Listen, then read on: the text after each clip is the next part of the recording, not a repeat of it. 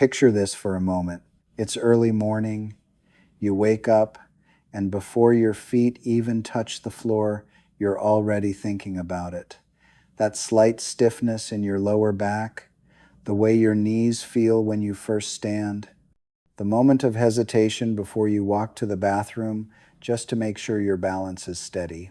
Maybe you hold on to the nightstand for a second, maybe two, and somewhere in the back of your mind, a quiet thought passes through, a thought you don't like to say out loud, the thought that wonders if this is how it starts.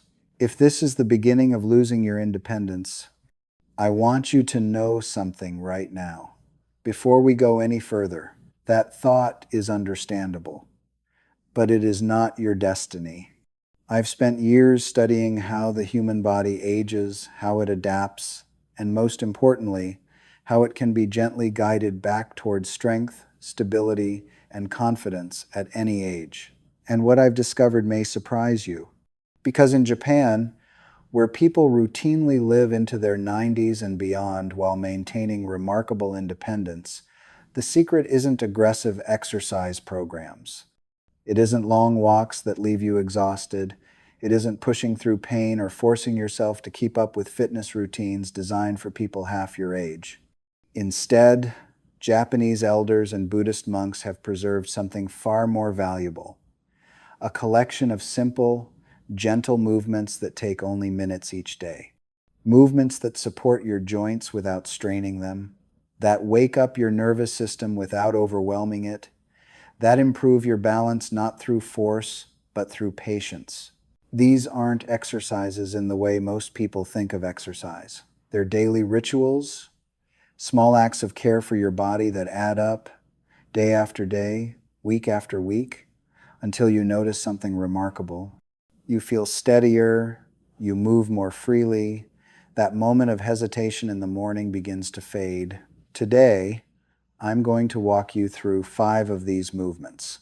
I'll explain exactly what each one does for your body, why it works so well for people over 60, and how you can begin practicing them safely in your own home. This isn't about becoming an athlete. It's about remaining the independent, capable person you've always been.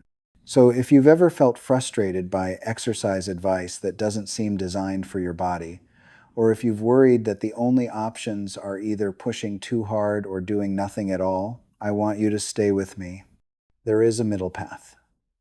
And it begins with understanding what your body actually needs. Here's something that took me years to fully understand. Most exercise recommendations were never designed for people over 60. They were created for younger bodies, bodies that recover quickly, that can handle high impact, that don't have decades of accumulated joint wear or the natural neurological changes that come with aging. When those same recommendations are handed to older adults, something unfortunate happens. People try to follow programs that are too intense. They experience pain, fatigue, or even injury. And then they stop moving altogether, believing that their bodies simply can't handle exercise anymore. This is one of the great tragedies of modern health advice. Because the truth is, your body absolutely can handle movement. It needs movement, but it needs the right kind. In Japan, particularly among traditional communities and Buddhist temple practices, there's a very different philosophy at work. Movement is not seen as something you do in a concentrated burst several times a week. It's not about achieving a target heart rate or completing a certain number of repetitions. Instead, movement is woven into daily life, small, intentional, gentle. Japanese elders understand something that Western fitness culture often misses. Consistency matters far more than intensity. A few minutes of mindful movement each day will do more for your body over time than occasional strenuous workouts that leave you sore and reluctant to continue. The movements I'm about to share with you come from this philosophy. They're designed to be sustainable, to feel good, to support your body rather than fight against it. And they work. Before we get to the movements themselves, I want to take a moment to explain what's actually happening in your body as you age. Because when you understand this, the movements will make much more sense. Let's start with balance. Your balance depends on three systems working together: your inner ear, which senses motion and orientation, your eyes, which provide visual information about where you are in space, and something called proprioception, which is your body's ability to sense where your limbs are without looking at them. As we age, all three of these systems naturally become a little less sharp. The signals they send to your brain become slightly slower, slightly less precise.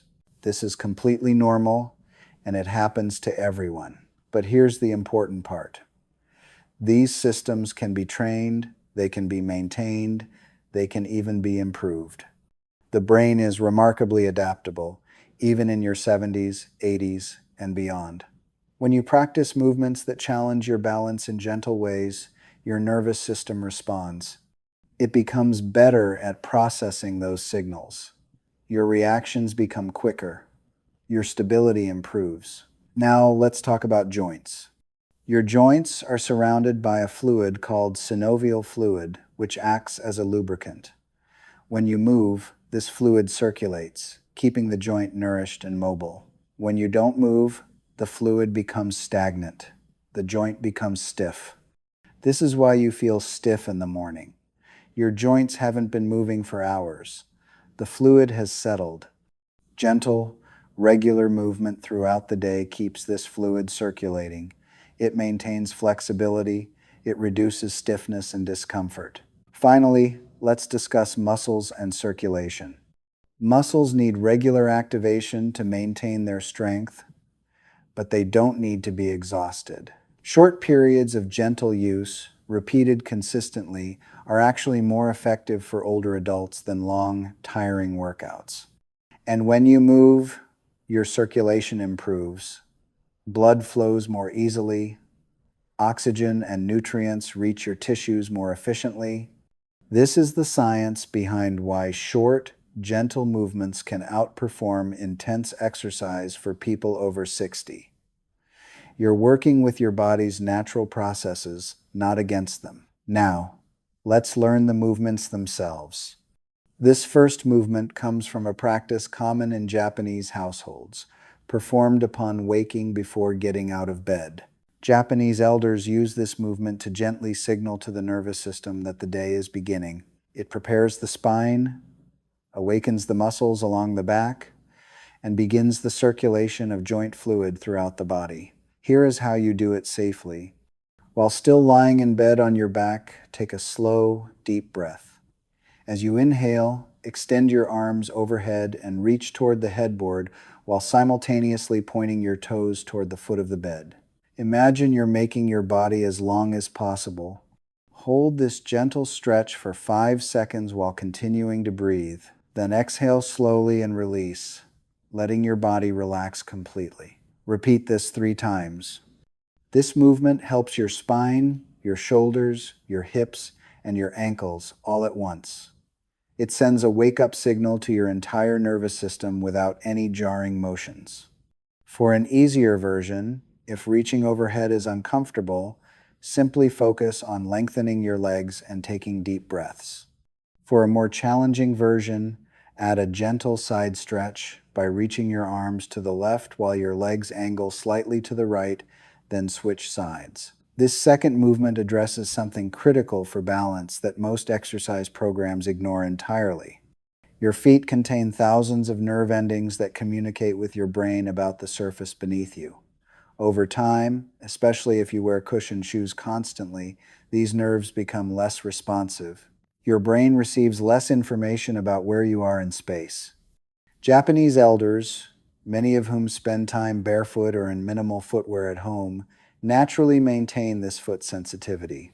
This movement helps restore it. Sit comfortably in a sturdy chair with your feet flat on the floor, shoes removed. Slowly press your right foot firmly into the ground, spreading your toes as wide as comfortable. Feel the connection between your foot and the floor. Hold for 5 seconds. Release and repeat with the left foot. Next, while pressing down, slowly rock your weight forward toward your toes, then back toward your heels. Do this gently, feeling how your foot adjusts. Repeat this entire sequence 5 times on each foot. This movement awakens the nerve endings in your feet, improves the signals being sent to your brain, and directly enhances your standing balance. For an easier version, simply practice spreading your toes and pressing down without the rocking motion. For a more challenging version, try this while standing, holding onto a counter or sturdy chair for support. In Japanese temple traditions, monks spend considerable time sitting, but they don't sit rigidly. They practice subtle spinal movements that keep the vertebrae mobile and the surrounding muscles engaged. This movement mimics that practice and is excellent for maintaining spinal flexibility, reducing back stiffness, and improving posture. Sit toward the front edge of a sturdy chair with your feet flat on the floor, about hip-width apart. Place your hands on your thighs. Begin by gently tilting your pelvis backward, allowing your lower back to round slightly. Let this rounding wave upward through your spine, vertebra by vertebra, until your shoulders round forward and your head drops gently toward your chest. Then reverse the movement. Tilt your pelvis forward, creating a gentle arch in your lower back. Let this wave upward, opening your chest and lifting your gaze slightly. Move slowly between these two positions, taking about 5 seconds in each direction. Repeat this wave 10 times. This movement lubricates the joints between your vertebrae, releases tension in the muscles along your spine, and helps maintain the natural curves that keep your back healthy. For an easier version, make the movement smaller, focusing on just the lower back. For a more challenging version, add arm movements, reaching forward as you round and opening your arms wide as you arch. Hip mobility is one of the first things to decline with age, and this decline has profound effects on walking, balance, and the ability to get up from seated positions. Japanese elders, particularly those who practice traditional activities like sitting on the floor or walking to neighborhood temples, naturally maintain hip mobility. This movement captures that benefit. Stand beside a counter, table, or sturdy chair, one hand resting lightly for support. Lift your right knee until your thigh is approximately parallel with the floor or as high as comfortable without straining. Now, slowly draw a circle with your knee, moving it out to the side, around to the back, and back to center. Imagine you're moving your leg around an obstacle. Make 3 slow circles in one direction, then reverse and make 3 circles in the opposite direction. Switch to the left leg and repeat. This movement opens the hip joint in all directions, promotes synovial fluid circulation, and activates the stabilizing muscles of the pelvis. For an easier version, keep the knee lower and make smaller circles. You can also do this seated, simply rotating the thigh. For a more challenging version, try using only fingertip support, relying more on your balance. This final movement comes from a practice used in Buddhist temples for cultivating both physical stability and mental calm. It combines gentle balance challenge with focused breathing. Stand near a counter or wall, close enough that you can reach out for support if needed. Place your feet about hip-width apart. Take a slow, deep breath in through your nose. As you exhale, slowly shift all your weight onto your right foot. Don't lift your left foot, simply let it become light, with minimal pressure on the floor. Continue breathing slowly. With each exhale, allow your left foot to become even lighter, perhaps eventually lifting just a centimeter off the ground. Hold this position for 3 complete breaths if you can, then return your weight to both feet. Repeat on the other side.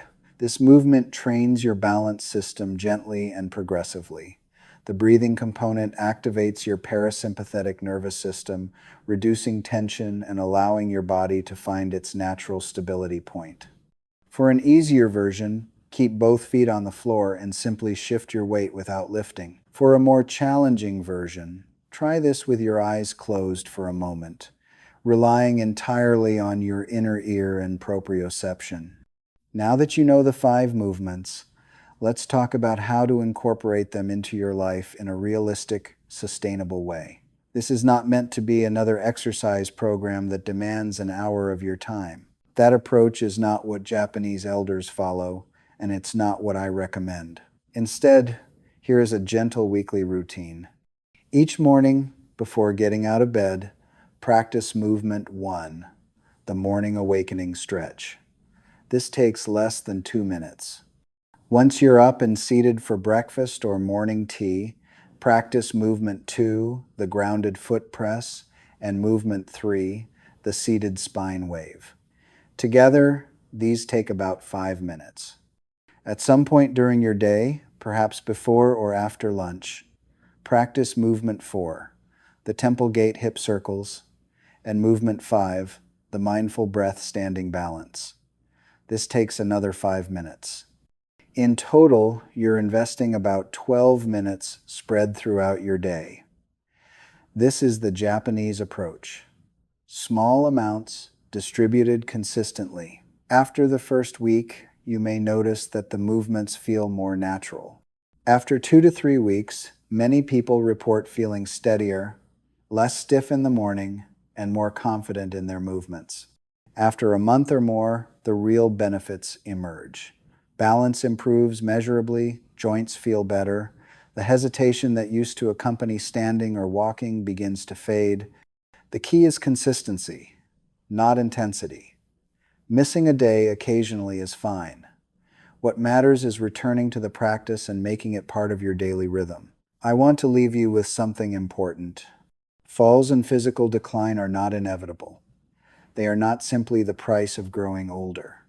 For far too many people, these outcomes result from inactivity based on bad advice, programs that don't fit aging bodies, or the mistaken belief that gentle movement doesn't count. It counts.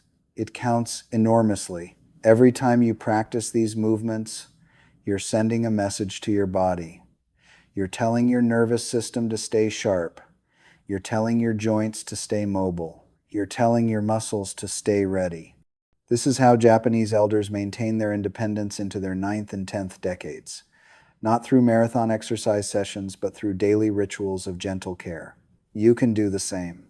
I'd genuinely love to hear from you. Leave a comment below sharing your age and where you're watching from. Tell me which of these movements you're going to try first. Your comment might encourage someone else who's hesitant to begin. If this information was helpful, I'd be grateful if you'd click the like button. It helps more people find this video, and if you'd like to see more content like this, consider subscribing to the channel. But most importantly, I want you to remember this. Your body is capable of far more than you might have been led to believe.